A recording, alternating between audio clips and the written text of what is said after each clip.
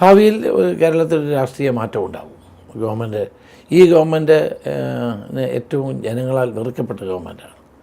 Anti incumbency ഏറ്റവും ശക്തമാണ്. അത് മറികടക്കാനുള്ള ചില ചെപ്പടി വിദ്യകളൊക്കെ മുഖ്യമന്ത്രി ചെയ്യുന്നുണ്ട്. മുഖ്യമന്ത്രി ജനങ്ങളോടൊപ്പം ഇത്രയും കാലം ജനങ്ങളോടൊപ്പം അല്ലായിരുന്നു. ഇപ്പം ജനങ്ങളോടൊപ്പം 6 മാസമേ ഉള്ളൂ ഇലക്ഷന്. ഇപ്പം പറഞ്ഞ മുഖ്യമന്ത്രി ജനങ്ങളോടൊപ്പം. അപ്പോൾ ഇത്രയും നാൾ പുള്ളി ആരുടെ കൂടെ ആയിരുന്നു? തന്നെയുമല്ല, ഈ ഗവൺമെൻറ് ഏറ്റവും കൂടുതൽ അൺപോപ്പുലറായ ഗവൺമെൻറ്റാണ്.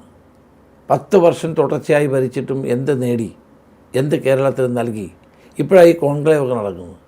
കോൺക്ലേവിലൂടെ കിട്ടുന്ന നിർദ്ദേശങ്ങളൊന്നും നടപ്പാക്കാൻ ഇവർക്ക് ഇനി എവിടെ സമയം? ഇപ്പോൾ panchayat election November first week പ്രഖ്യാപിക്കും.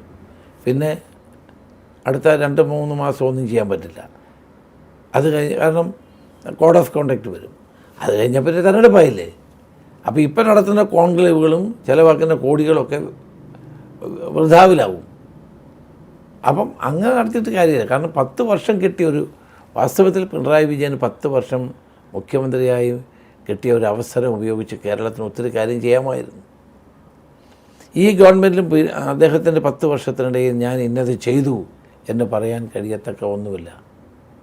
തൻ്റെ പാദമുദ്രകൾ കേരള രാഷ്ട്രീയത്തിൽ പതിച്ച് ഇന്നത് ചെയ്തു എന്ന് സന്തോഷപൂർവ്വം പറയാൻ കഴിയുന്ന ഒരു മേജർ പ്രോജക്റ്റ് പോലുമില്ല.